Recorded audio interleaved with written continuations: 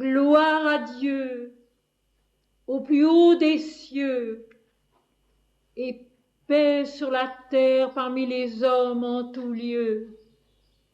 Gloire à Dieu, au plus haut des cieux, et paix sur la terre parmi les hommes en tout lieu. Notre Père qui es aux cieux, que ton nom soit sanctifié, que ton règne vienne, que ta volonté soit faite sur la terre comme au ciel. Notre Père qui es aux cieux, que ton nom soit sanctifié, que ton règne vienne, que ta volonté soit faite sur la terre comme au ciel. Donne-nous aujourd'hui notre pain quotidien. Pardonne-nous nos fautes comme nous les pardonnons à ceux qui nous ont offensés. Ne nous laisse pas tomber dans la tentation, mais délivre-nous du mal.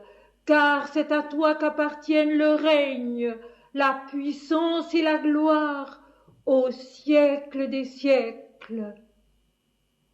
Amen.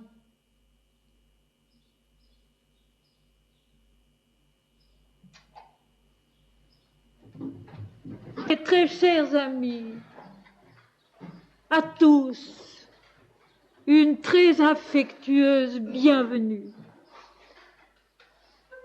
Et que ce dimanche plein de soleil, plein de la présence de Dieu dans notre cœur à chacun, soit un dimanche béni non pas seulement pour nous.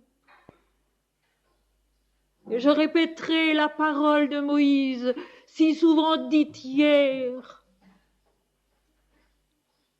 Éternel, pense à ton peuple, pense à tes peuples, à travers le monde entier.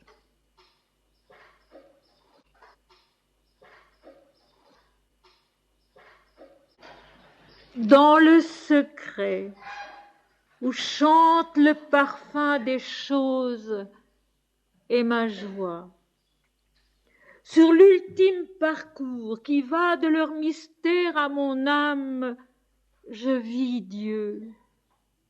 Et son nom se remplit de mes extases.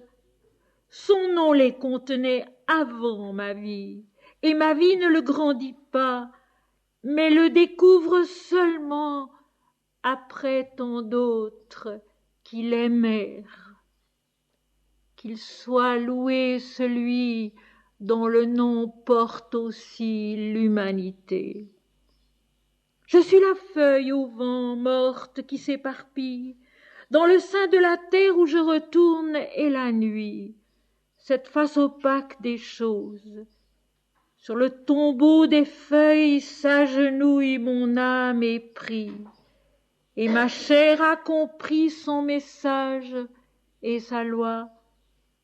Qu'il soit loué celui dont le nom porte aussi l'humanité. Dans le secret où chante le parfum des choses est ma joie. Sur l'ultime parcours qui va de leur mystère à mon âme, je vis Dieu, et son nom se remplit de mes extases. Son nom les contenait avant ma vie, et ma vie ne le grandit pas, mais le découvre seulement après tant d'autres qui l'aimèrent. Qu'il soit loué celui dont le nom porte aussi l'humanité. Et puis, parce que ce poème-là convient très bien à notre sujet d'aujourd'hui, le dernier poème de quelques aspects d'une sadhana, lui, cela, quel est-il? Il est ce grand soleil en toi qui s'éblouit de sa propre substance. Il est cette conscience en laquelle tu t'échappes et à qui rien n'échappe. Il est la loi de qui la soumission est la fille bien-aimée. Il est ce monde et au-delà, qu'il enveloppe et qu'il pénètre, très loin, très au-dessus de toutes les rumeurs de ta conscience. Il est un moment sacré où tu pénètres tout à coup dans l'infini, un soulagement, une épreuve suprême de paix et d'abandon où tu reviens tout à coup la présence éternelle. Tel il est, lui, cela qui ne se nomme pas et qui prête à chacun, à chaque terre, à chaque aurore, un peu du nom qu'il n'a jamais porté. Lui, cela, quel est-il? Il est ce grand soleil en toi qui s'éblouit de sa propre substance. Il est cette conscience en laquelle tu t'échappes et à qui rien n'échappe. Il est la loi de qui la soumission est la fille bien-aimée. Il est ce monde et au-delà qu'il enveloppe et qu'il pénètre. Très loin, très au-dessus de toutes les rumeurs de ta conscience, il est un moment sacré où tu pénètres tout à coup dans l'infini. Un soulagement, une épreuve suprême de paix et d'abandon, où tu redeviens tout à coup la présence éternelle. Tel il est, lui, cela qui ne se nomme pas et qui prête à chacun, à chaque terre, à chaque aurore, un peu du nom qu'il n'a jamais porté.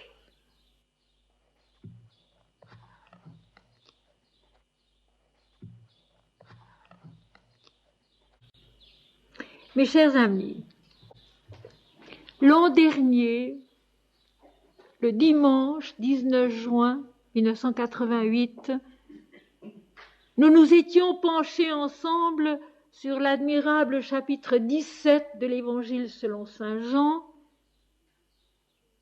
ce sommet, cette base irremplaçable de toute vie spirituelle véritable, de toute foi sacrée, divinement.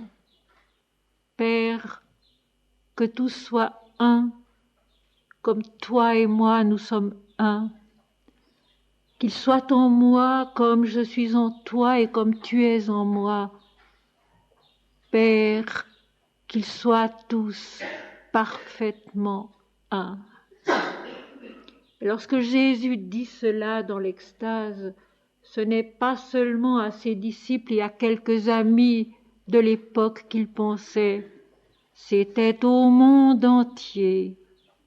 Dès sa fondation, avant que le monde fût, tu m'as aimé. Avant que le monde fût, j'étais. Avant toute chose, il était. Au-delà de toute chose, il est. Père, que tout soit un, comme toi et moi nous sommes un.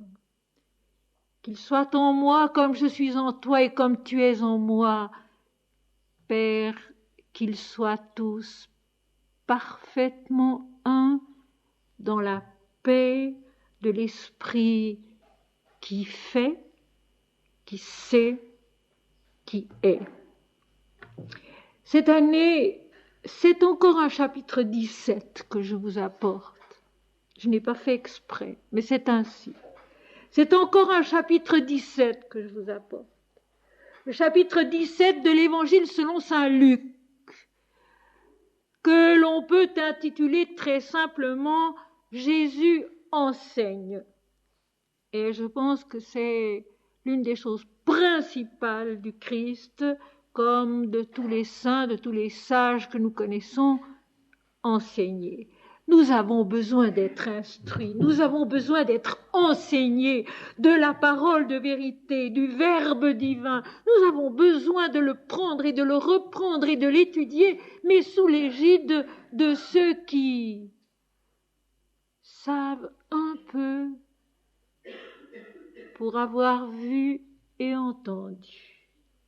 Comme le Christ l'explique à Nicodème, nous disons ce que nous savons et nous rendons témoignage à ce que nous avons vu pour avoir vécu. Autrement, la parole ne pénètre pas en nous et ne peut pas nous changer. Il faut la vivre, il faut la devenir. L'an dernier, j'avais donné un autre titre au chapitre 17 de l'Évangile selon saint Jean que le titre qui se trouve dans la Bible et qui est le titre qu'on lui donne habituellement, la prière sacerdotale. Et j'avais dit, c'est le sacerdoce universel de la vérité. Le sacerdoce universel de la vérité qui est de naître à l'unité. Nous sommes dans la diversité, nous sommes dans les oppositions, nous sommes dans les contradictions intérieures les plus terribles souvent. Notre destin est de naître à la paix, à la lumière, à la joie de l'unité où tout est un et tout est Dieu. Évangile selon saint Luc, chapitre 17, Jésus enseigne, mais je lui ai mis un sous-titre. Et ce sous-titre, c'est celui-ci. Le service infini de la vérité divine dans le monde. Le service infini de la vérité divine dans le monde. Et vous allez voir, ce sont des textes qu'on ne lit pas en général et qui sont assez surprenants.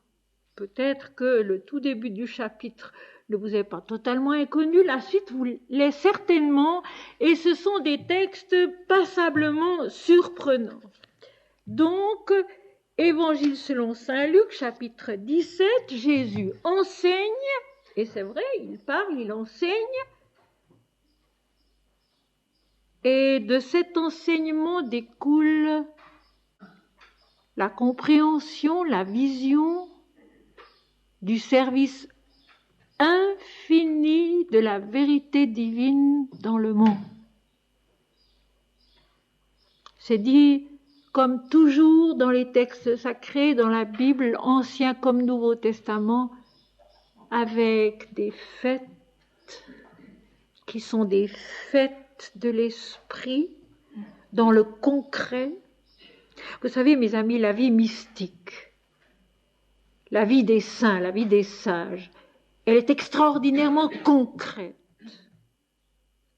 Ce n'est ni un rêve, ni une exaltation, ni des états sublimes dans lesquels on se complaît, pas du tout. La vie mystique des saints, des sages de tous les temps est extraordinairement concrète. Et dans la Bible, c'est frappant. Ce n'est jamais un enchaînement raisonné, ce sont des fêtes. Des fêtes concrètes qui sont des fêtes de l'esprit, comme notre vie à nous, qui sont des fêtes dans lesquelles on peut voir, entendre, comprendre et vivre l'esprit. La première partie est peut-être un peu connue et pas tout à fait surprenante, un peu, mais la seconde partie est passablement surprenante, vous allez le voir. Jésus dit à ses disciples, dans l'Ancien Testament, je l'ai souligné, c'est merveilleux parce que tout au long de l'Ancien Testament, l'Éternel parle, l'Éternel dit. Fais ceci, fais cela, va ici, monte ici. Dans les évangiles, c'est Jésus qui dit. Et Jésus est l'Éternel Dieu. Voilà une chose qui n'est généralement pas comprise parce qu'on reste dans la dualité, ni par les chrétiens ni par les non-chrétiens. Christ est l'éternel Dieu et rien d'autre.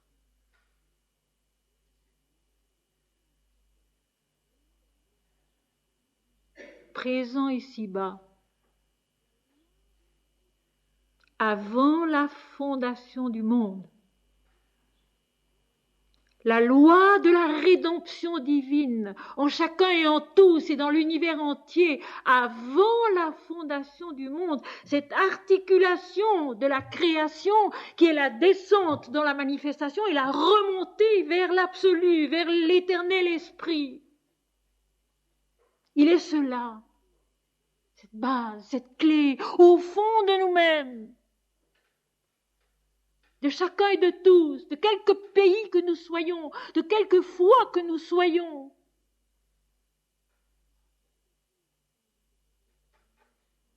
Dans l'Ancien Testament, l'Éternel dit,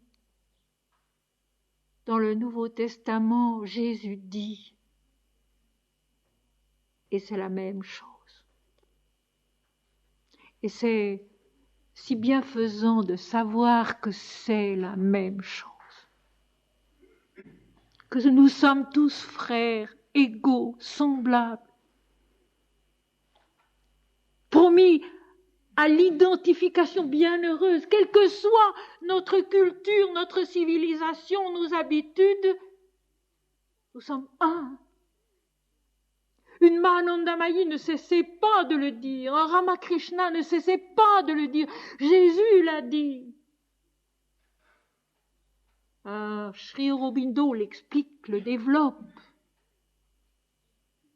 Nous sommes tous un. Et en tous et en chacun, Dieu souffre de notre ignorance, de notre incompréhension. C'est Dieu qui souffre, ce n'est pas nous. Quand nous ne sommes pas bien en nous-mêmes, quand nous ne nous conduisons pas comme nous devons, quand il y a dans notre vie toutes sortes de difficultés qu'il n'y aurait pas besoin d'y avoir, c'est Dieu qui souffre en nous. C'est toujours et encore Gethsémane. Ce devoir de la mort à soi, de la mort à la personne apparente, pour renaître dans l'unité de l'esprit. Où tout est un, où tout est Dieu, actuellement, dans tous les peuples, à travers tous les pays du monde. Tout est un, tout est Dieu, dans la main de l'Éternel, sous la bénédiction des mains du Seigneur, qui les impose, pas seulement aux malades, mes amis, mais aux bien portants, qui en ont tout autant besoin que les malades.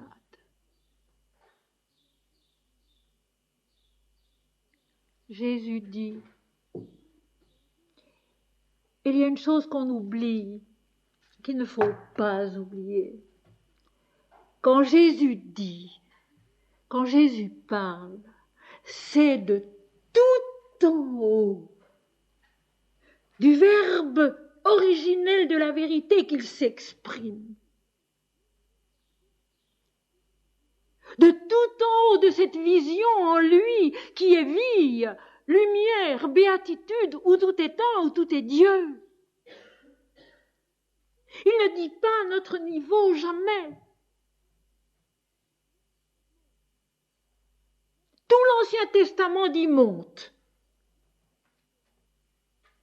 Monte. Monte vers moi, monte vers l'Éternel, monte sur la montagne, viens auprès de moi. Tout le Nouveau Testament dit Dieu descend. Dieu vient. Les deux aspects dont Sri Aurobindo parle toujours, la montée nécessaire et la descente divine en nous. Alors, tout l'Ancien Testament dit monte. Monte vers le pays de la promesse. Monte vers la révélation de Dieu en toi. Tout le Nouveau Testament dit Dieu descend. Je viens.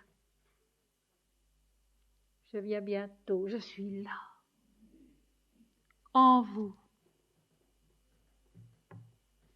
Jésus parle du haut du Verbe de vérité, créateur et révélateur de toutes choses, ou plus simplement, Jésus parle du haut de Dieu, de l'éternel Dieu.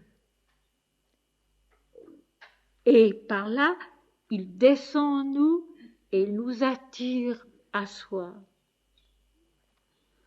Alors ce qu'il dit en ce moment à ses disciples, il est impossible qu'il n'arrive pas des scandales. Mais malheur à celui par qui ils arrivent. Il est impossible qu'il n'arrive pas des scandales. Alors en grec, to scandalon veut dire le piège placé sur le chemin. Il y a donc une intention dans le scandale. L'obstacle pour faire tomber. Je vous cite le dictionnaire. Il y a donc une intention dans le scandale. Et puis le scandale. Mais le piège placé sur le chemin. L'obstacle pour faire tomber.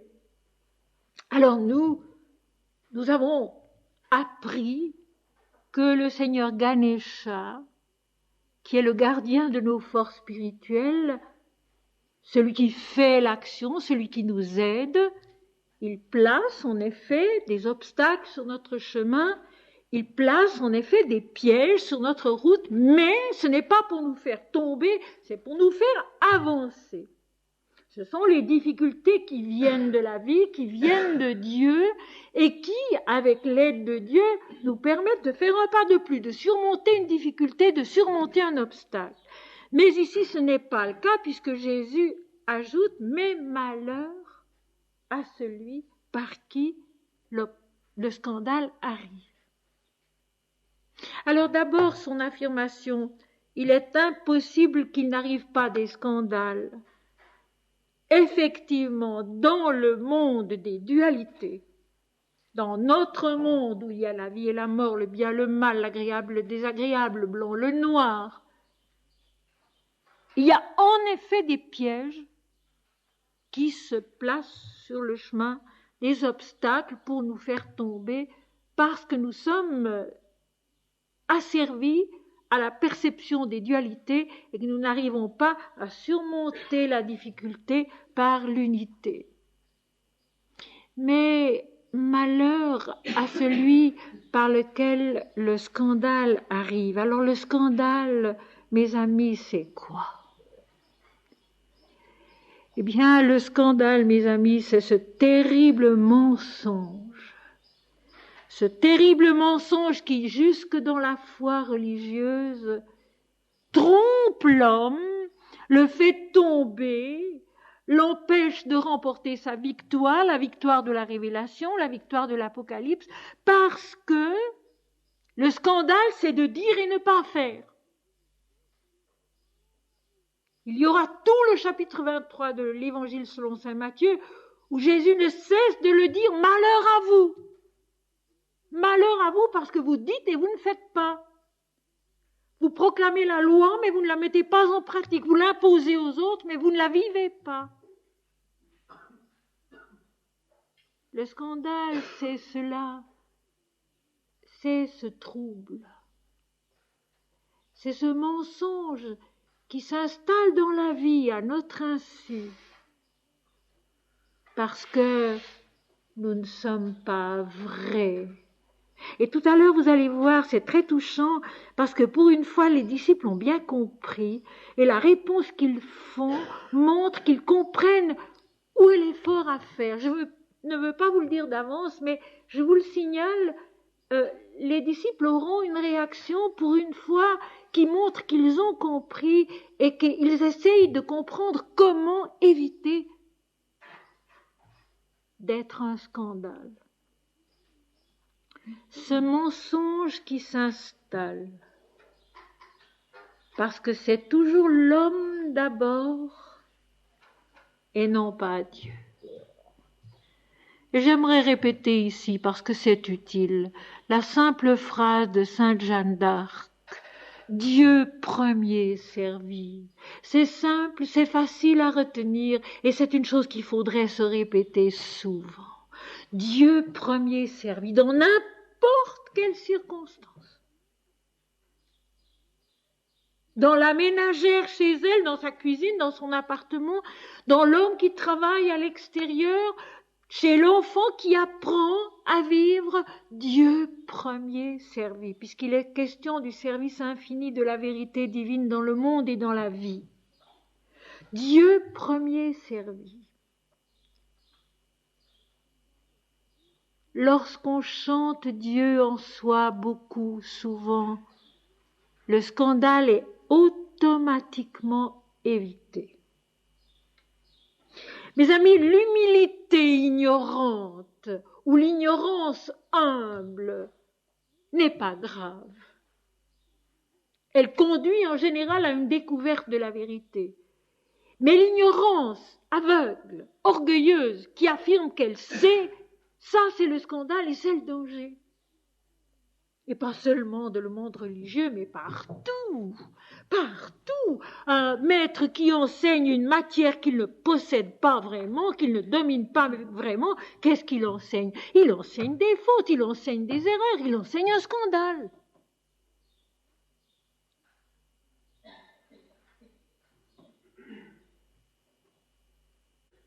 Le scandale, c'est le mensonge. C'est de dire et ne pas faire, c'est de paraître et de ne pas être. Et pour l'éviter, pour faire, pour être, il n'y a qu'un seul moyen, c'est ce que Jésus lui-même a dit, veillez et priez sans cesse. Je vous le dis, je vous le répète, je vous le dis à tous, veillez et priez sans cesse. Et veiller et prier, ce n'est pas dire « Seigneur mon Dieu, accorde-moi ceci, accorde-moi cela, accorde-moi la guérison, etc. etc. » Non, veiller et prier, c'est dire « Mon Seigneur et mon Dieu, je t'aime. Que ta volonté soit faite sur la terre comme au ciel. Que tu deviennes le souverain.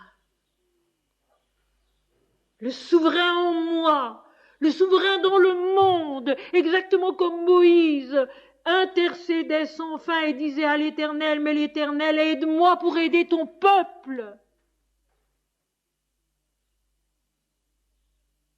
Aide-nous pour aider le monde.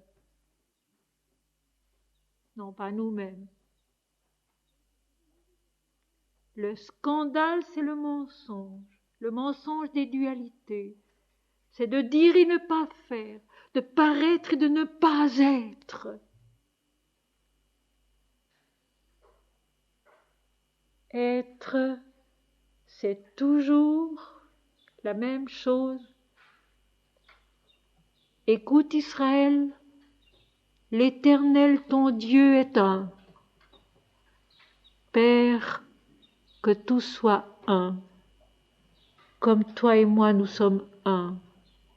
Qu'il soit en moi, comme je suis en toi et comme tu es en moi, que tout soit parfaitement un. Ça, c'est le contraire du scandale.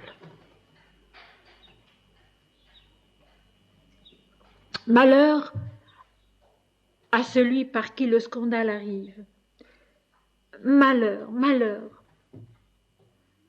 Non pas pour qu'il soit condamné, malgré la suite de la phrase que je vais vous lire, mais malheur parce que c'est grave. Parce que ce mensonge qui s'installe trompe la démarche des autres, trompe l'effort des autres qui ne sont pas encore tellement solides, mais qui essayent d'être sincère, et je rappelle en passant que par exemple dans les règles du yoga, la première des règles c'est la sincérité envers soi-même. Se voir tel qu'on est, s'accepter tel qu'on est, ne pas se désoler, se pardonner à soi-même un peu ce qu'on est, mais s'efforcer de grandir à partir de ce qu'on est, et non pas à partir de ce qu'on s'imagine être. Ça, c'est un scandale. Et Jésus va très loin. Il vaudrait mieux pour lui qu'on mît à son cou une pierre de moulin et qu'on le jetât dans la mer que s'il scandalisait un de ses petits.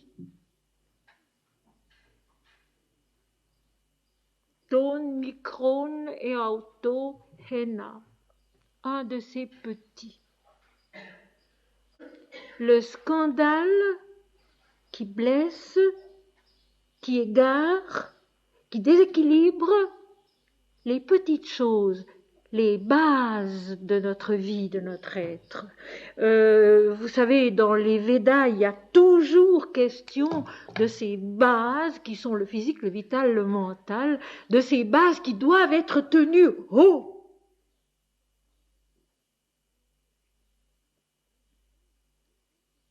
On ne peut pas grandir en Dieu, grandir en esprit, si les petites choses, si les bases ne sont pas propres, en ordre, à leur place, équilibrées. Avoir une pensée saine, avoir une vie saine, propre, vraie, juste. Il vaudrait mieux que ce scandale disparaisse aussitôt, périsse aussitôt, que s'il scandalisait, que s'il déséquilibrait, que s'il dénaturait une de ces petites bases de la vie de chacun, donc un de ces petits. Faussant la démarche à son commencement même sur la terre. Alors, mes amis, je me permets de dire qu'à notre époque, ce scandale, il est presque universel. On a abreuvé la jeunesse depuis plusieurs décades de tant d'idées fausses, de tant de pensées fausses, de tant de scandales, qu'effectivement, on le voit bien, les bases de la vie ne tiennent plus. Le scandale est là, qui a mis le déséquilibre, le mensonge, l'inconduite, la maladie, tout ce qu'on veut chez des jeunes qui n'étaient pas préparés à se défendre. Un de ces petits, une de ces petites choses de la vie, un de ces commencements qui se met à grandir et à pousser et qui est faussé par le scandale du mensonge, de l'air irrespirable et malsain qui règne. Tant d'idées fausses, tant de proclamations mensongères, les médecins peuvent en témoigner, ils en voient les conséquences. Jusqu'à la mode, qui n'est pas seulement indécente, mais malsaine. Et on voit les jeunes mal à l'aise dans tout ça, mal à l'aise dans leurs habits, mal à l'aise dans leur façon de vivre, de manger, dans leur contact les uns avec les autres, mal à l'aise parce qu'il y a ce scandale, ce mensonge, où tant de gens savent et affirment des choses fausses. Alors Jésus n'est pas tendre. Mieux vaudrait pour lui, et là je vais très au-delà de la personne, je vais à la chose elle-même, au scandale impersonnel et général, qu'on mette autour de son cou une pierre de moulin et qu'on le jetât dans la mer, que s'il scandalisait un de ses petits. Scandalisé, déséquilibré, sortir de ses bases. Si bien que la jeunesse d'aujourd'hui marche sur un terrain mouvant, ne sait pas où elle pose ses pieds. Elle est aspirée par un terrain qui la happe. Elle ne peut pas marcher avancer, monter sur la terre sûre de la santé de la Genèse, mes amis, du commencement qui est Dieu. Comme la fin est Dieu, comme la substance et le chemin sont Dieu. Malheur à cela par quoi arrive le scandale. Il vaudrait mieux pour lui qu'on attachât à son cou une pierre de moulin et qu'on le jetât à la mer que s'il scandalisait un de ses petits. Une de ces petites choses de la vie qui doivent être saines, entretenues, propres, à leur place, le terrain sûr, matériel, vital, mental, la pensée juste, la pensée saine, sur laquelle la vie peut marcher, peut avancer, peut monter, parce que l'Éternel l'appelle, et peut recevoir, parce que Dieu descend en elle.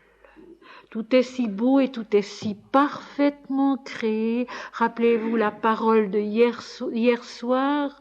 Je ferai passer devant toi toute ma bonté, toute ma perfection. C'est cela, c'est le contraire du scandale. Et je tiens à vous faire sentir quel est le contraire du scandale pour qu'on puisse bien aussi se représenter ce que c'est que le scandale.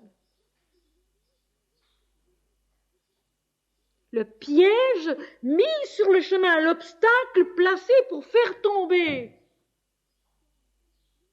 Et ne me dites pas que tous ceux qui ont semé tant de choses fausses dans les générations qui montent maintenant ne l'ont pas parfois fait exprès, en voulant détruire, en voulant faire tomber, en voulant détruire, en voulant tuer une génération pour régner par le mal. Délivre-nous du mal. Garde-nous du mal. Ce seul mal qui est de dire et de penser et de vivre, moi, je.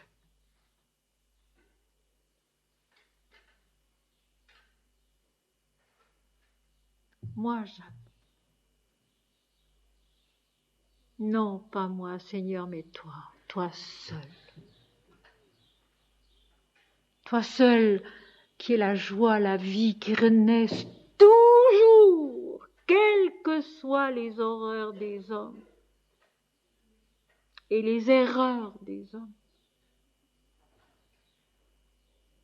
Le scandale, comme le dit Jésus, il vaudrait mieux qu'il meure tout de suite, que tout de suite la conscience humaine s'en rende compte et le chasse, le détruise parce qu'elle n'y croit pas. Que des fois je dis à mes gens qui m'écrivent parce qu'ils sont angoissés par ceci ou par cela, mais si vous n'y croyez pas, ça n'existera pas.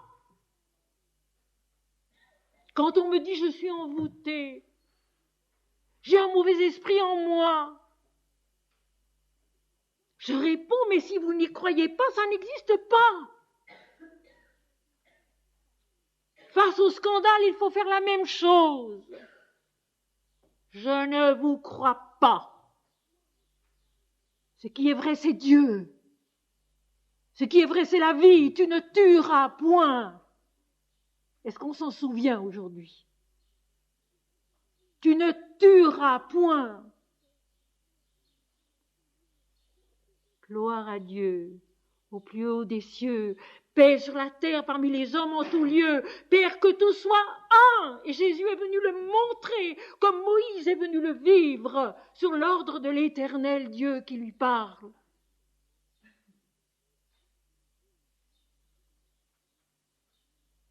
Il vaut mieux que le scandale meure tout de suite.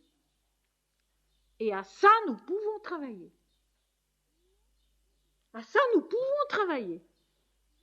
Chacun dans son petit coin. Non, ça c'est faux. Et d'ailleurs, Jésus va le dire aussi. Ce n'est pas moi qui le dis, c'est Jésus. Il ajoute, prenez garde à vous-même. Comme je vous ai dit, jamais de développement, jamais de discussion, mais des faits, des paroles, de vérité. Prenez garde à vous-même. Veillez à être vrai. Veillez à être sincère. Veillez à rester un en vous-même, un avec Dieu, qui est votre Créateur et qui vous habite. Veillez, priez sans cesse. Ne vous laissez pas envahir par des paroles négatives, destructrices, contre nature, parce qu'il y a tant de choses qui sont contre nature et qui sont prônées aujourd'hui.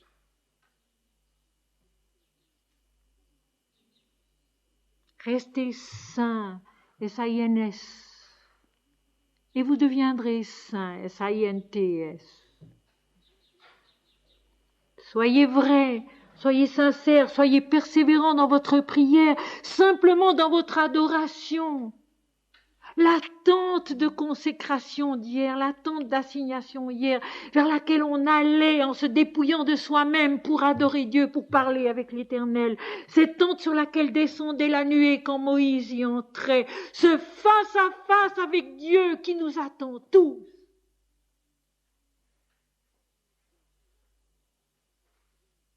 Toi seul, Dieu seul, en nous. Toujours. Entre le mal et nous, entre le scandale et nous, la parole de vérité, l'être de vérité, je suis, voilà mon nom pour l'éternité. Prenez garde à vous-même. Veillez, priez, chantez. Soyez heureux au-dedans de vous-même en pensant Dieu, parce qu'on est heureux quand on pense Dieu, mes amis. C'est vrai, c'est tout simplement vrai. On est heureux quand on pense Dieu. Quand on s'arrête un moment, un tout petit moment, dans une journée surchargée, et qu'on pense mon Seigneur et mon Dieu, rien que ça. Notre Père qui est aux cieux. Rien que ça. On est heureux. Prenez garde à vous-même. Le scandale guette en chacun de nous. Le mensonge qui dit « moi je sais » et qui ne fait pas juste. Tous, le scandale nous menace. Parce qu'il vient de la dualité dont nous sommes faits pour l'instant. Prenez garde à vous-même.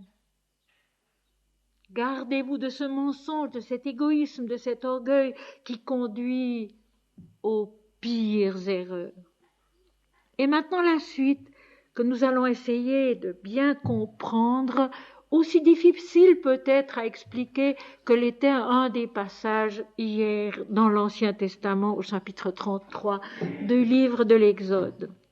Je lis les 2 versets. « Si ton frère a péché, reprends-le. Et s'il se repent, pardonne-lui. Et s'il a péché contre toi 7 fois dans un jour, et que 7 fois il revienne à toi disant « je me repens », tu lui pardonneras. C'est une phrase à bien comprendre, parce que mal comprise, elle a donné ce que nous savons. Les gens qui ont une foi, qui le pratiquent, se prétendent autorisés à critiquer, à juger, à condamner les autres. Ce qui est faux. Ce qui est faux. Comprenons bien, si ton frère a péché, si ton frère est dans l'erreur, rappelez-vous le mot péché qui est le faux pas dans les 3 langues, hébreu, grec et latin, le faux pas du cheval qui trébuche et qui manque sa victoire. Nous retrouvons le scandale, l'obstacle qui fait tomber, le piège sur le chemin. Si ton frère est dans l'erreur, le frère adelphos en grec veut dire le semblable, le même. Et dans l'Apocalypse, adelphos, le même, ce sera Dieu. Il y a là quelque chose à méditer. Le frère, c'est d'abord nous-mêmes. Le frère, c'est d'abord nous-mêmes. Rappelons-nous la parole de l'Éternel hier, elle est significative. Je ferai passer devant toi toute ma bonté. Et l'Éternel ajoute, et je proclamerai devant toi le nom de l'Éternel. Donc, comme une sorte de dualité, comme une sorte de dédoublement. Eh bien, le frère, c'est la même chose. Le frère, c'est Dieu. C'est le semblable, le même. Et le frère, c'est chacun, le semblable, le même. L'humanité est une, la vie est une et son destin est unique. Le frère, c'est le semblable, le même, c'est donc d'abord nous-mêmes. Qu'est-ce que c'est donc reprendre un péché, reprendre une erreur? Eh bien, mes amis, c'est en prendre conscience. Comprenez bien ça. C'est prendre conscience que quelque chose est faux. Pas forcément dans l'autre, peut-être dans l'autre, mais l'autre qui nous fait comprendre que c'est faux en nous-mêmes aussi. C'est faux pour lui, mais c'est faux pour moi aussi. Voir le frère qui se trompe, qui est dans l'erreur, qui pêche dans le sens réel du terme, et le reprendre, c'est parce qu'en somme, nous sommes des miroirs les uns pour les autres. Nous apprenons à nous connaître en voyant les autres. Nous apprenons à connaître Dieu en le contemplant au-dedans de nous-mêmes. Tout est un, tout est le même, comme dit Mahananda Mahi, le même, la même. Le frère, c'est d'abord nous. Et voir quelque chose qui est une erreur chez l'autre, c'est en prendre conscience pour soi d'abord. Se dire, eh bien oui, ça, c'est faux. C'est pas juste. Ça ne monte pas vers l'éternel Dieu. Ça ne monte pas vers l'éternel Dieu. C'est ça le critère. Ce qui est juste monte à Dieu et fait descendre le Seigneur en nous. Ce qui est faux ne monte pas vers l'éternel, mais descend vers les régions confuses, mouvementées, indéfinissables du subconscient, de l'inconscient ou de la conscience mentale qui n'est pas très en règle avec elle-même non plus, ou de la vie, ou du corps. Prendre conscience par l'autre peut-être que quelque chose est faux. Réaliser que quelque chose est faux, en prendre conscience.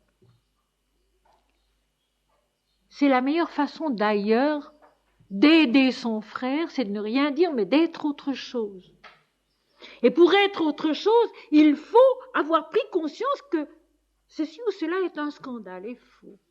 Pour s'en garder, prenez garde à vous-même. Et s'il se repent, c'est-à-dire que si l'erreur est redressée, repentir, métanoïen, changer de point de vue. Si l'erreur est corrigée, en nous-mêmes et en l'autre, simultanément peut-être, ou séparément, si l'erreur est changée, si l'optique est différente, le changement de point de vue, pardonne-lui. La conscience est allégée et peut recommencer à monter. Or, le pardon, mes amis, c'est Dieu en nous, ce n'est jamais nous. De même que c'est l'esprit qui voit l'esprit, que c'est Dieu en nous qui voit Dieu, mais pas l'homme. De même, le pardon, ce n'est pas l'homme qui le donne, le pardon, c'est Dieu en nous.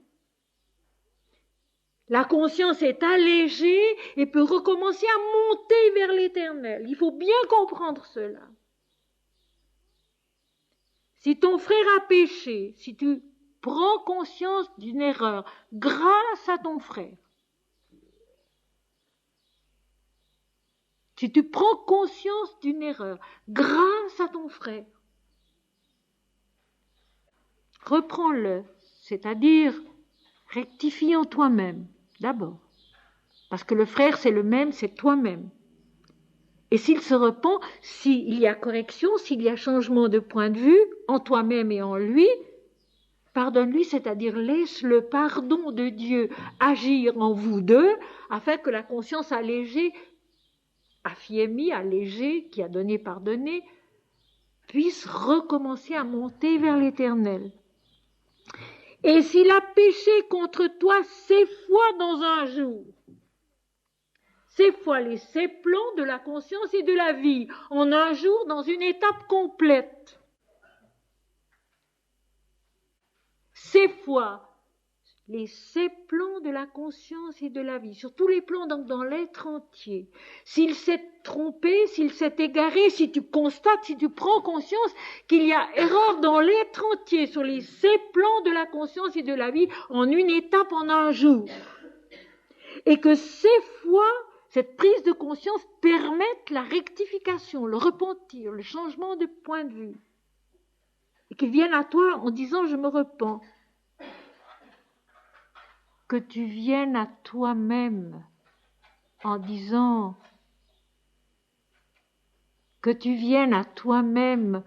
en disant je me repens, je vais changer de point de vue. C'est Dieu qu'il faut regarder et non pas l'homme, et non pas encore plus bas que l'homme.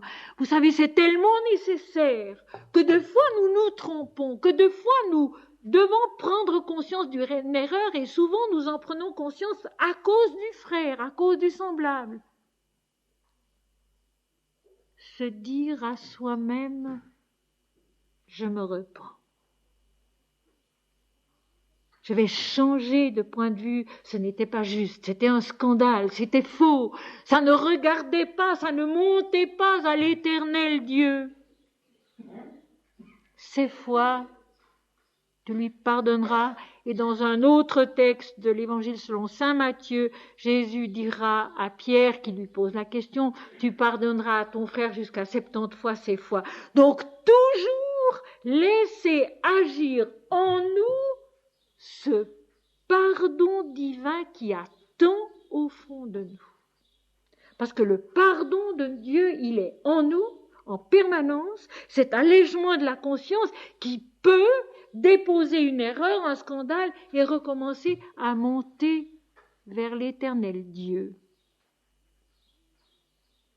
Passage à bien comprendre. À la lumière, comme toujours, d'autres passages des évangiles. Jésus dit bien, tu ne jugeras point. Tu ne jugeras point.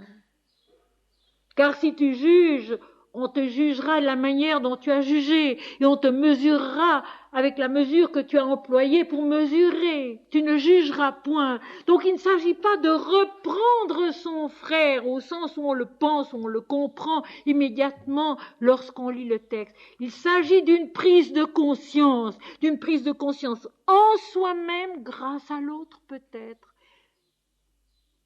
d'une rectification, d'un changement de point de vue,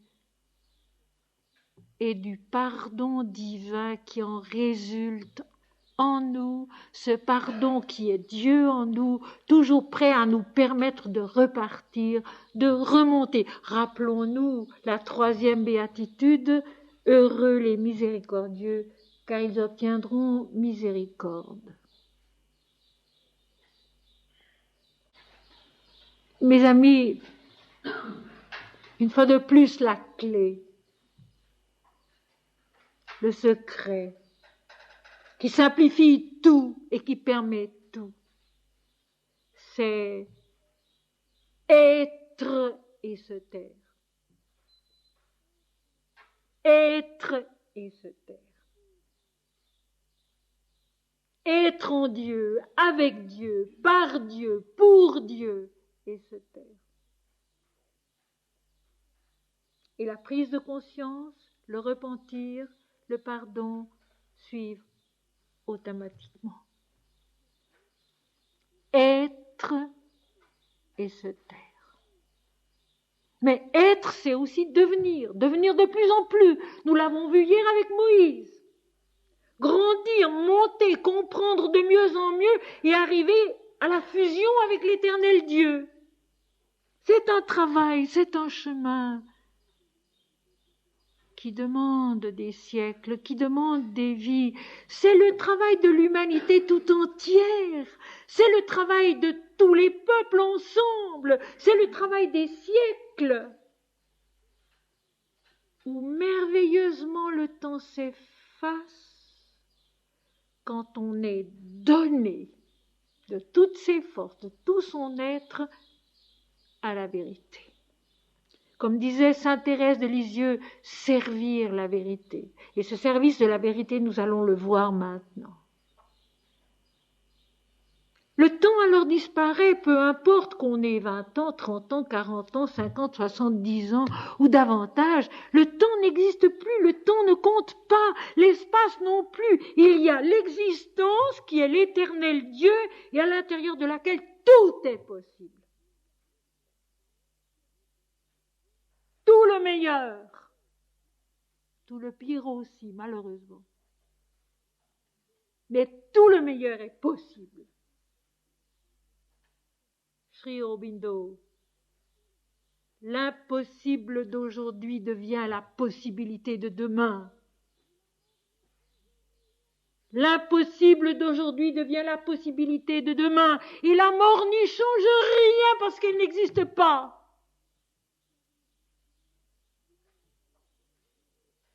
Il y a la vie qui avance, qui monte à l'éternel Dieu, qui reçoit la descente de l'éternel Dieu en l'homme.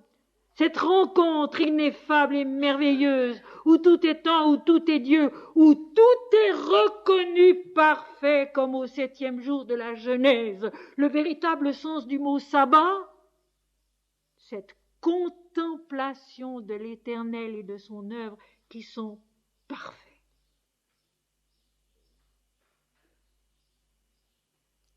Cette contemplation possible ici, maintenant, n'importe quand. Lorsque nous laissons agir en nous cette merveilleuse phrase des Védas, adorer la volonté divine pour sa croissance. C'est tellement juste.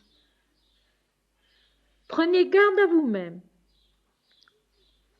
Adorez la volonté divine pour sa croissance. Nous ne pouvons rien faire d'autre. Nous ne savons pas où nous en sommes, nous ne savons pas jusqu'où nous irons, nous ne savons pas ce qui nous attend, mais ce que nous pouvons faire, c'est adorer la volonté divine en nous-mêmes pour sa croissance. Ça, nous pouvons le faire. Non, pas moi, Seigneur, mais toi, toi seul.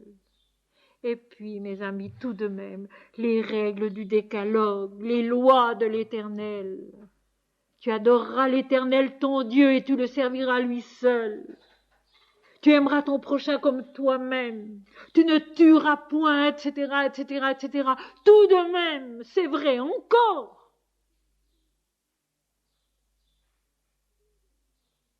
Et les béatitudes. Heureux les mendiants de l'esprit, ceux qui cherchent. Car le royaume des cieux est à eux. Heureux les mendiants de l'esprit, ceux qui cherchent. Car le royaume des cieux est à eux, le royaume de Dieu est à eux. Heureux les bons, les doux. Le mot grec veut dire doux. Car ils hériteront la terre, ce n'est pas les violents. Heureux les bons, les doux, car ils hériteront la terre. Heureux les affligés, car ils seront consolés. Heureux ceux dont la faim, la soif est Dieu, car leur consolation est Dieu. Heureux les miséricordieux, car ils obtiendront miséricorde, se pardonnant à soi-même, pardonnant aux autres. Ils vivent dans le pardon et ils sont dans le pardon divin, qui est l'allègement prodigieux qui permet de monter à l'Éternel. Heureux ceux qui ont faim et soif de justice, de vérité, car ils seront rassasiés, c'est vrai. Quand on cherche la vérité, mes amis, on parvient peu à peu au pays de la promesse, au pays de Canaan, où coule en abondance perpétuelle le lait et le miel de l'esprit, la révélation de Dieu en l'homme. Et c'est inépuisable. On peut pendant 1000 ans étudier les textes, on y trouvera toujours encore plus et mieux.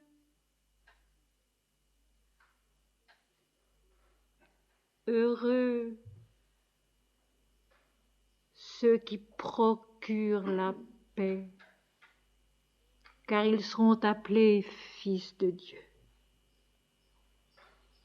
Heureux ceux dont la présence, la parole, la façon d'être donnent, répandent la paix autour d'eux, l'apaisement, le bien-être, car ils seront appelés fils de Dieu. Et enfin, heureux ceux qui ont le cœur pur, car ils verront Dieu. Et le cœur pur, mes amis, c'est l'amour généreux. C'est l'amour tout simplement. L'amour pour la vérité, la beauté de l'amour, l'amour qui est fort, l'amour qui est fidèle, l'amour qui est radieux et qui permet de voir Dieu partout. Prenez garde à vous-même.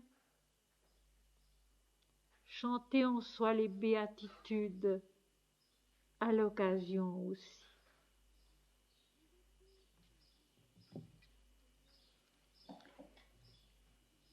Les apôtres répondirent, Seigneur, et ce qu'ils disent c'est beau, comme je vous ai prévenu, pour une fois c'est juste.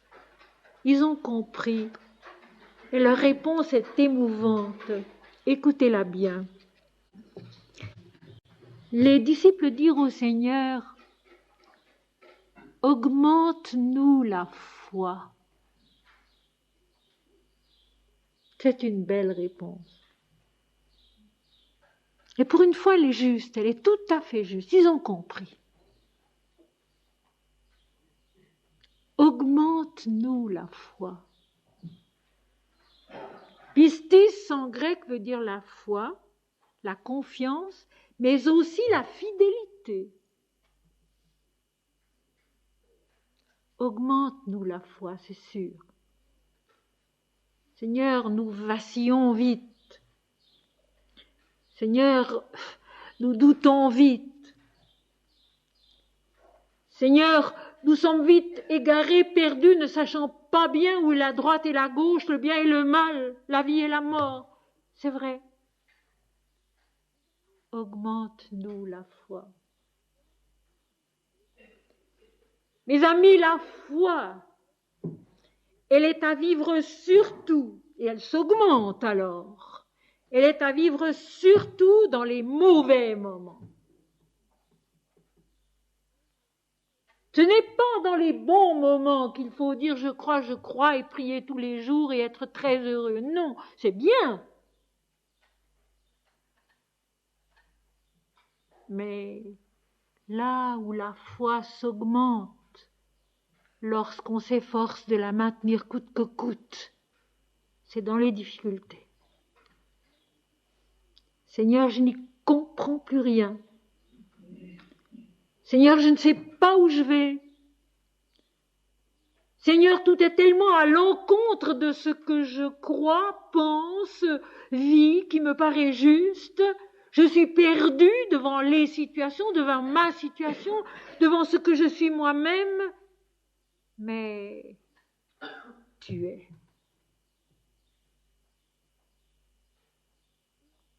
Mais tu es. Et à cela, je ne veux pas toucher.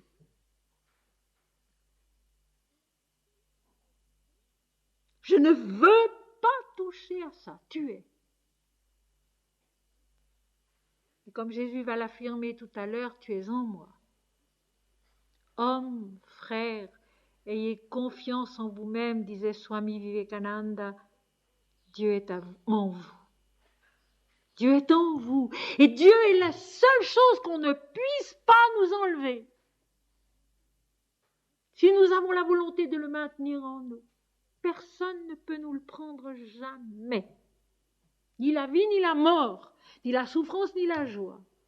Et souvent, malheureusement, la joie, le bonheur, le contentement nous enlève Dieu davantage encore que la souffrance. D'ailleurs, Mahananda Mahi, elle n'y va pas par quatre chemins. Elle dit, s'il n'y avait pas la souffrance, nous nous endormirions.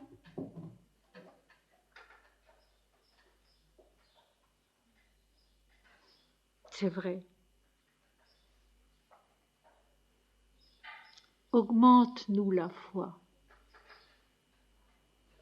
Seigneur, sois tellement présent en nous, toujours, même quand on ne te voit pas, que nous puissions ne pas broncher, comme dira plus tard l'apôtre Jacques dans son épître qui est belle. C'est peut-être la plus belle des épîtres des apôtres, c'est celle de Jacques. Que je ne bronche pas quand tout va mal, quand je ne sais plus où j'en suis. Tu es, et de cela, je ne veux jamais douter. Je ne veux jamais mettre ça en question. Tu es en moi et tu es moi-même. Père, que tout soit un comme toi et moi, nous sommes un. Que tout soit parfaitement un. Voilà des textes à répéter. Comme le disait si bien sainte Thérèse d'Avila, quand Jésus dit « Je vous donne la paix, je vous laisse ma paix », il accomplit cette paix en nous. Alors pourquoi ne pas le répéter? C'est pas difficile.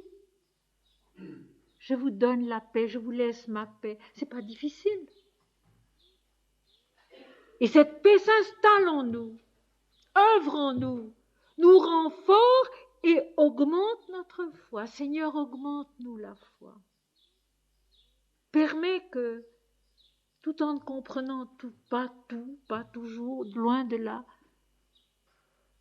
nous ayons confiance et nous soyons fidèles. Parce que la fidélité, c'est Dieu en nous, ce n'est pas nous. La fidélité, c'est Dieu en nous, Dieu à l'œuvre en nous, ce n'est pas nous. Seigneur, augmente-nous la foi. Le Seigneur répondit, si vous aviez de la foi comme un grain de sénévé, vous diriez à ce sycomore, déracine-toi et plante-toi dans la mer, et il vous obéirait. Réponse à bien comprendre aussi. Le sycomore est un arbre énorme.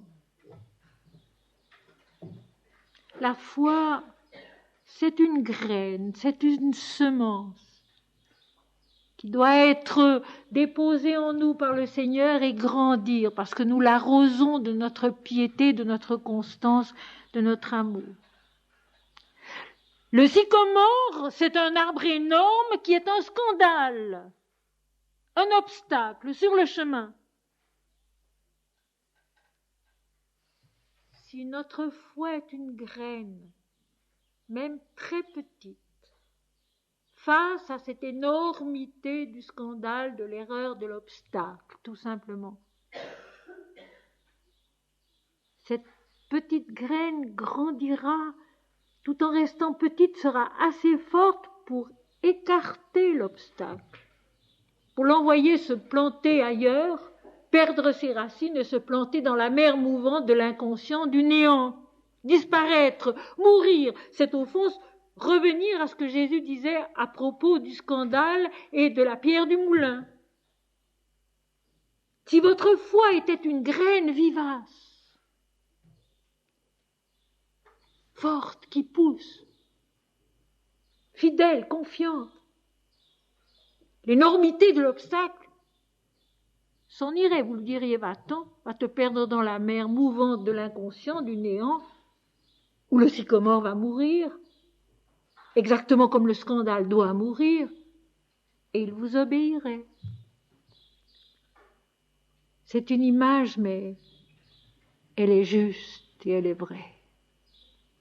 Nous sommes parfois devant un obstacle tellement géant, quelque chose que nous n'arrivons pas à accepter, que nous n'arrivons pas à vivre, quelque chose que nous n'arrivons pas à surmonter. Si notre foi a seulement, je dirais, la force de la croissance, parce que la croissance, c'est une force indomptable. Si notre foi a seulement la force de la croissance, la force de grandir, elle écartera l'obstacle, si grand soit-il. Il disparaîtra, il s'évanouira dans le néant. Le sycomore vous obéirait. Et maintenant, les versets suivants que je vais d'abord vous lire. Nous terminerons par là. Ce matin, il y en a 4. La lecture va vous surprendre. Et ça m'amuse, ça me fait plaisir. Et puis ensuite, je vais essayer de vous rendre ces quelques versets compréhensibles. Qui de vous, ayant un serviteur qui laboure ou paie les troupeaux, lui dira quand il revient des champs, approche vite et mets-toi à table? Ne lui dira-t-il pas au contraire, prépare-moi à souper, ceins-toi et me sers, jusqu'à ce que j'aie mangé et bu. Après cela, toi, tu mangeras et tu boiras. Doit-il de la reconnaissance à ce serviteur parce qu'il a fait ce qui lui était ordonné? Vous de même, quand vous avez fait tout ce qui vous a été ordonné, dites, nous sommes des serviteurs inutiles, nous avons fait ce que nous devions faire.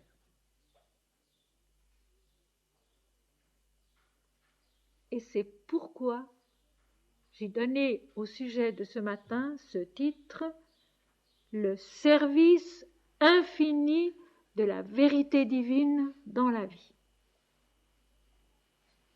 Le service infini de la vérité divine dans la vie. On va reprendre. Ce sont les versets 7 à 10 dans le chapitre 17 de l'Évangile selon saint Luc. Qui de vous, ayant un serviteur qui laboure ou paie ses troupeaux? Dans toutes les paraboles du Christ, le Maître, c'est Dieu. En nous aussi, le Maître, c'est Dieu. Et le serviteur, c'est ceux qui travaillent en nous, pour nous, sur le plan de la vie concrète, de la vie terrestre. Qui de vous, ayant un serviteur qui laboure son champ ou qui paie son troupeau?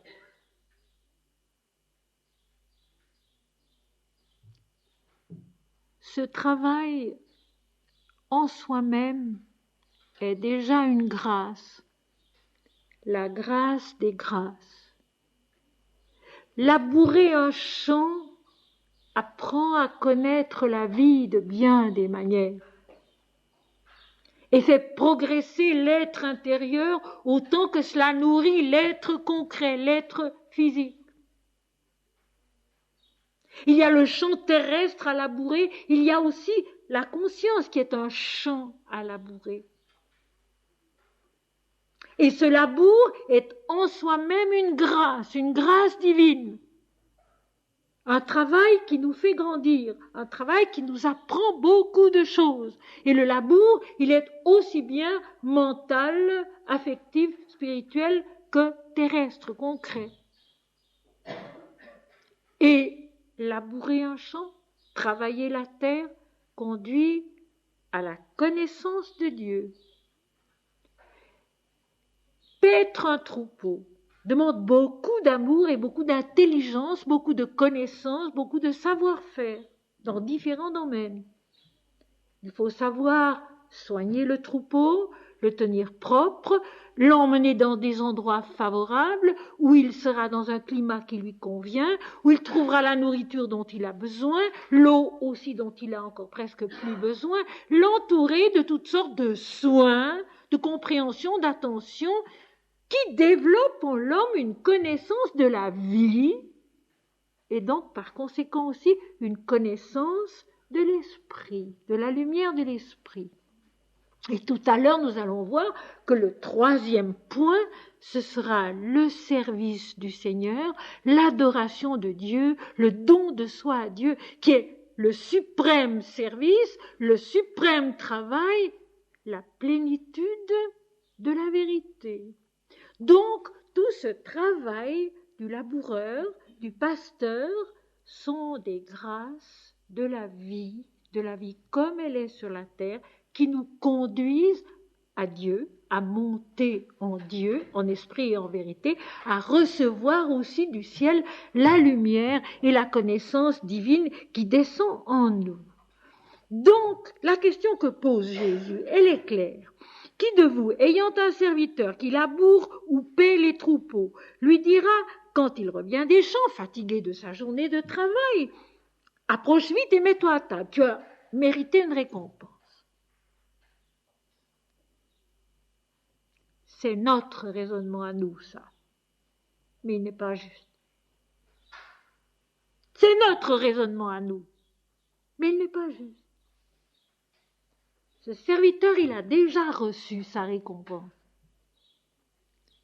Sa récompense, elle est continue au cours de son travail, s'il le fait bien, s'il le fait avec amour, s'il le fait en s'oubliant dans son travail. Parce qu'en s'oubliant dans son travail, il connaît la vie, il connaît l'esprit, et il sera aussi capable de se donner à son Seigneur, qui est le don suprême, et aussi le gain suprême, le seul gain de l'homme, qui est la connaissance de Dieu.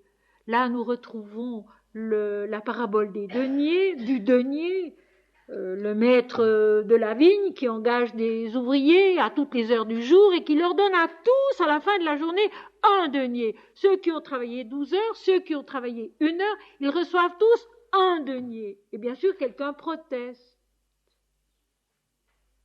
Et Jésus répond, le maître répond, « Vois-tu d'un mauvais œil que je sois bon ?» La bonté, la perfection de Dieu, la seule récompense, le seul gain de l'homme qui est la connaissance de Dieu, l'unité. Nous estimons toujours en relativité, en dualité. Dieu, lui, pense, l'Éternel est un. Je suis, et je suis pour tous et pour chacun le même, un seul. Il n'y en a pas deux, il n'y a pas deux gains, il n'y a pas deux récompenses, il n'y en a qu'un seul, c'est la connaissance de Dieu. C'est Dieu qui se donne à l'homme tout entier quand l'homme se donne à lui tout entier. Dès lors, nous pouvons mieux comprendre la suite de notre texte. Ne lui dira-t-il pas au contraire, « Prépare-moi à souper, ceins-toi et me sers jusqu'à ce que j'ai mangé et bu » Continue ton travail. Tu as travaillé dans les champs, tu as travaillé avec le troupeau, maintenant il faut me servir moi. Dans ce que tu as acquis de connaissances, d'habileté, de savoir, de puissance de travail aussi, parce que la puissance du travail augmente avec le travail, maintenant prépare-moi à manger. Et le verbe grec employé signifie préparer le repas principal. Et ceins-toi, perizonumi, c'est mettre sa toge, mettre son tablier ou sa ceinture. Prépare-toi, revêt-toi des habits dignes de mon service. Donne-toi à moi. La parole de la Bhagavad Gita. Donne-toi à moi. Krishna parlant à Arjuna, tu vas te battre, tu vas employer ton archer, tu vas montrer ton courage, tu vas faire un énorme effort, mais donne-toi à moi. Prépare-moi mon repas, prépare-le-moi parfaitement. Et la petite princesse Kunti qui préparait le repas parfait pour le brahmane irascible a eu à la fin cette réponse magnifique, mais lorsqu'on lui offrait des faveurs, tout n'a-t-il pas déjà été accompli en ma faveur, puisque toi, le brahmane, et mon père, vous avez été satisfaits de mes services. Prépare-moi à manger. le repas principal. Donne-toi à moi totalement, parfaitement. Et quand j'aurai mangé et bu, toi aussi, tu boiras et tu mangeras. Et là, mes amis, il faut se rappeler la parole de l'Apocalypse. 7e lettre, chapitre 3, verset 20. Voici, je me tiens à la porte et je frappe. Si quelqu'un entend ma voix et m'ouvre la porte, j'entrerai chez lui, je souperai avec lui et lui avec moi. C'est toujours la même chose, ce repas de la fusion finale. Après tout le travail qui nous a préparés à ce don suprême de soi, le repas préparé, offert au Seigneur. Tous les mystiques en parlent. Saint Jean de la Croix en a fait sa merveilleuse montée du Carmel, au sommet duquel il y a le repas de la fusion mystique. Tous les mystiques en parlent, ce repas que notre travail dans la vie nous a préparé à faire, à offrir parfaitement l'offrande de soi, le don de soi. Si l'Éternel nous disait « Viens vite t'asseoir et manger », il nous priverait de ce don suprême qui est la conséquence de tous les autres. On s'est donné à la vie, on s'est donné au labour, on s'est donné au troupeau, on s'est donné à la famille, on s'est donné à ses frères et sœurs, on s'est donné à la vie de toutes les façons possibles et imaginables pour, et ça Sri Aurobindo le dit, être capable et assez fort un jour de se donner totalement à Dieu, de lui apporter ce repas, cette offrande de nous-mêmes, avec toute la sueur, toute la fatigue, toute la peine que ça a peut-être coûté, et qui disparaît au moment du repas.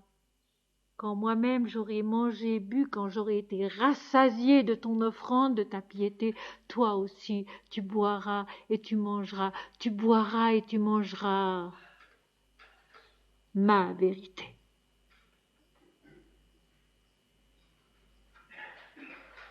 Ne demandons rien avant l'heure. Ne désirons rien avant l'heure. Parce que l'heure suprême, c'est l'offrande du repas quand nous n'en pouvons plus. Riche de tout ce que nous avons appris en travaillant, en peinant, en nous donnant de toutes les manières, offrir à Dieu un repas parfait. Se donner soi-même, avec tout ce qu'on est devenu. Et alors, Dieu sanctifie le repas et dit, eh bien, à ton tour mange, je suis là, je souperai avec toi et toi avec moi. La fusion des substances, l'identification.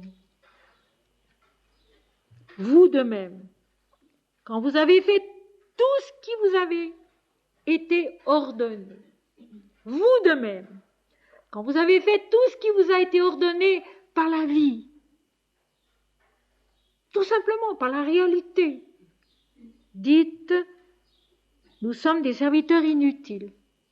Nous n'avons plus rien à faire, nous sommes inutiles, parce que tout travail ici-bas, c'est le service infini de la vérité divine dans le monde et dans la vie.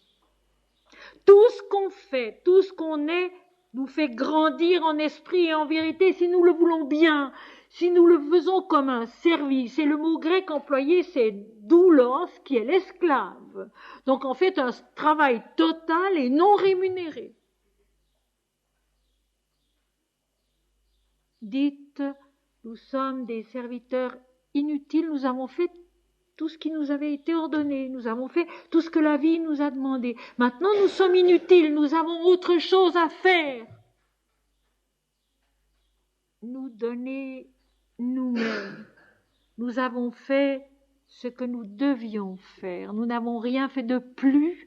Nous avons fait ce que nous devions faire, même si parfois ça paraissait beaucoup. Nous avons fait ce que nous devions faire, ce que Dieu nous demandait. Et maintenant, il nous reste à apporter au Seigneur ce repas parfait qui est le don de soi, l'offrande de soi à l'Esprit de vérité, à l'Éternel Dieu. C'est cela monter vers l'Éternel, c'est cela recevoir et accepter la descente du divin en nous.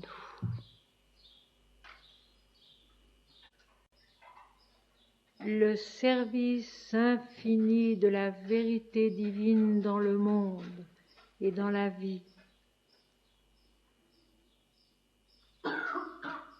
Le service infini du travail, quel qu'il soit, qui révèle la vérité lorsque le regard est tourné vers en haut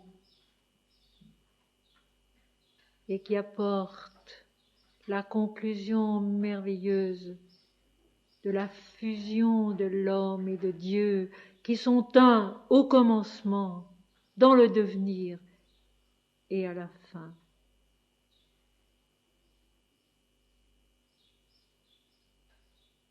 Tout est un et tout est Dieu.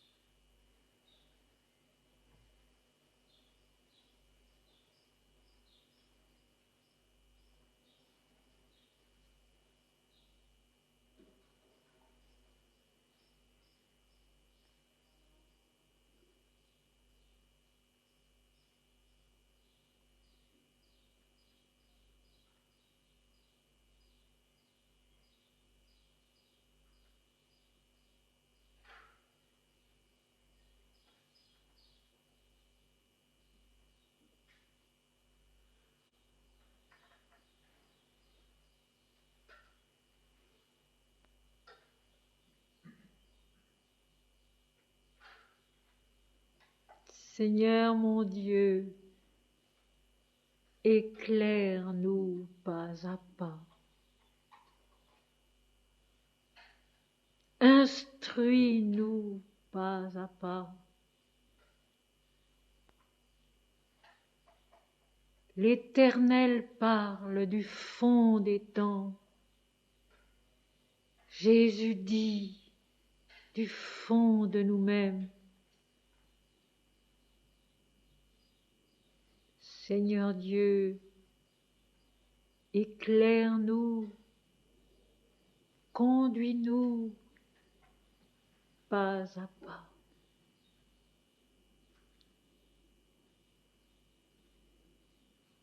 Il n'est pas une peine que tu ne penses pas, que tu ne guérisses pas,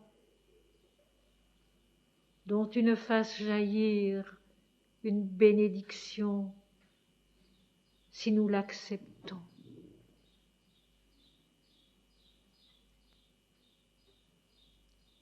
Il n'est pas une charge, il n'est pas une difficulté que tu n'allèges.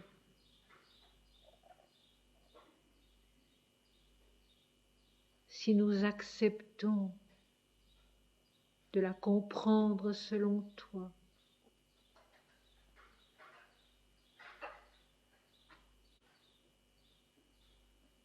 Seigneur Dieu, tu es nous-mêmes. Fais-nous la grâce de le voir. Fais-nous la grâce de le vivre.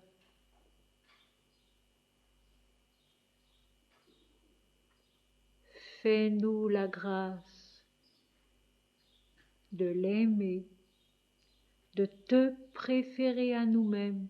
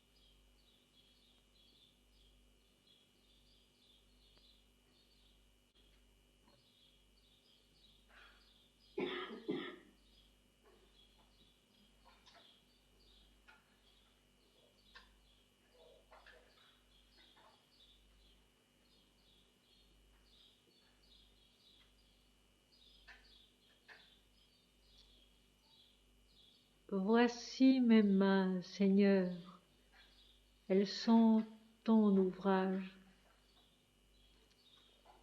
Voici mes pas, Seigneur, ils sont ton chemin.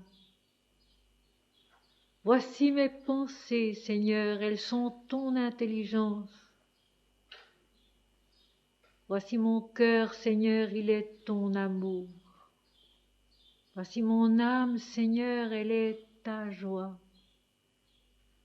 Tout est intérieur. Le monde est ta démarche dans l'éternité.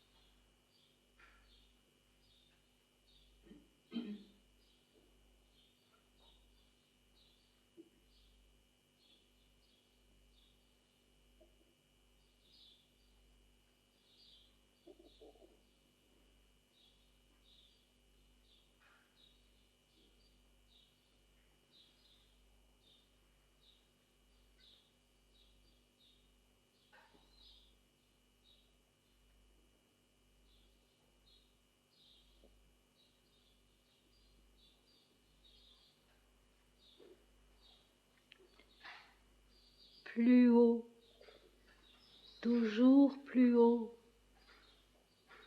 plus loin, toujours plus loin.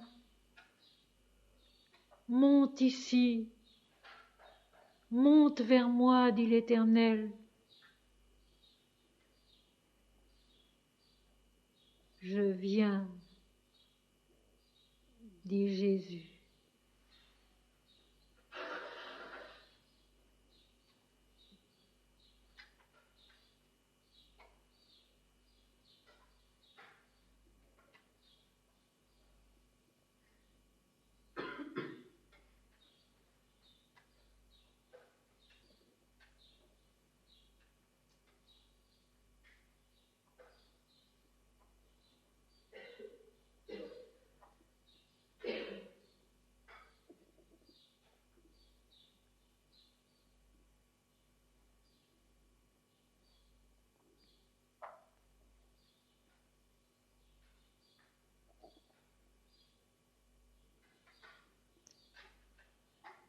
Le repas de l'offrande suprême, où l'homme se donne à Dieu et Dieu se donne à l'homme.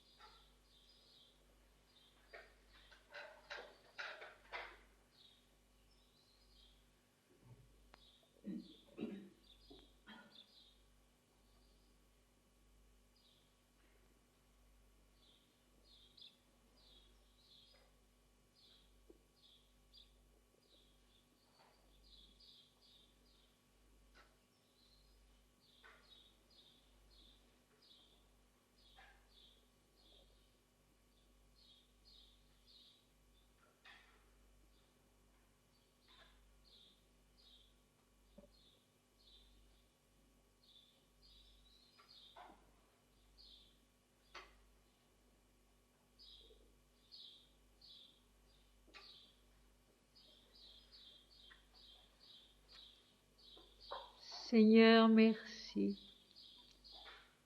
Seigneur, merci. Seigneur, merci. Non pas moi, Seigneur, mais toi, toi seul.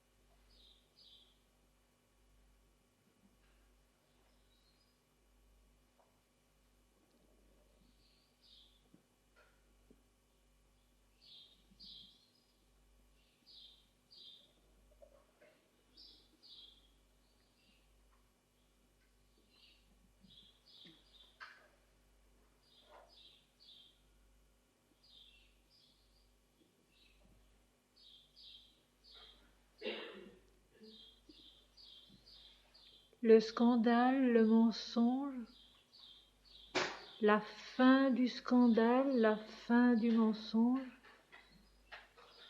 l'obstacle, l'écartement de l'obstacle, la foi qui grandit dans le service de la vérité, la fusion bienheureuse du repas divin.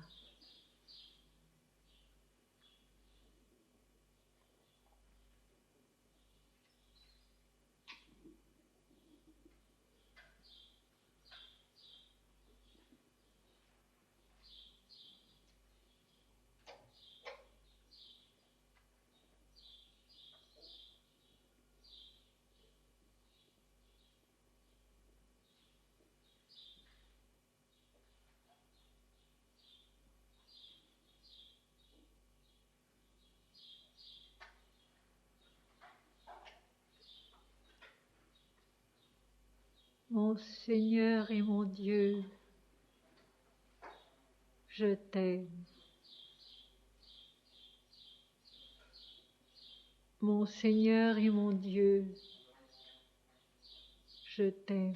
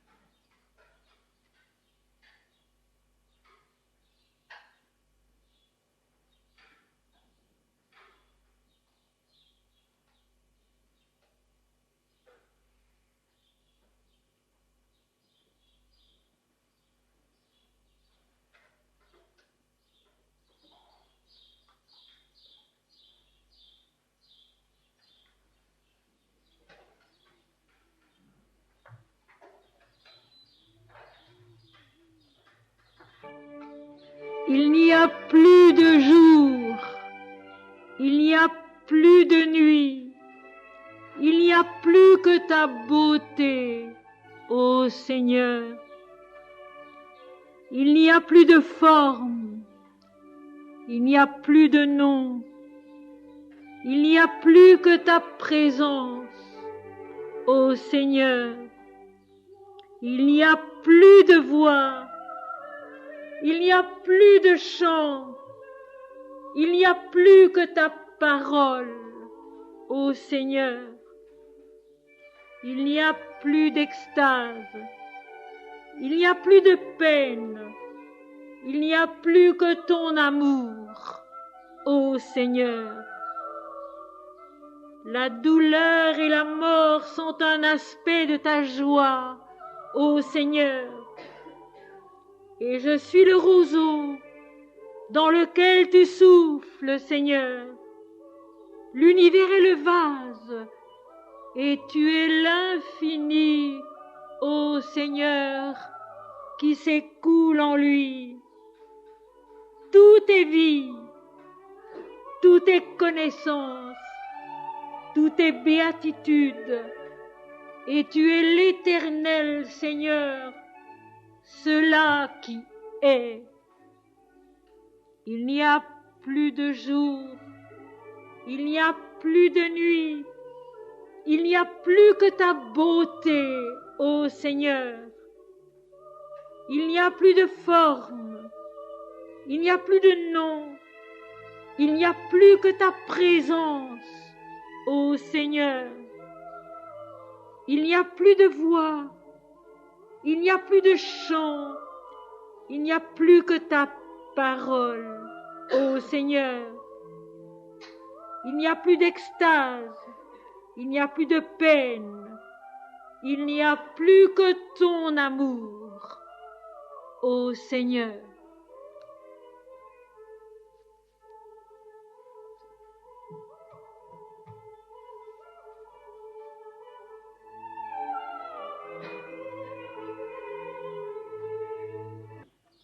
Mes chers amis, à tout à l'heure et à toujours.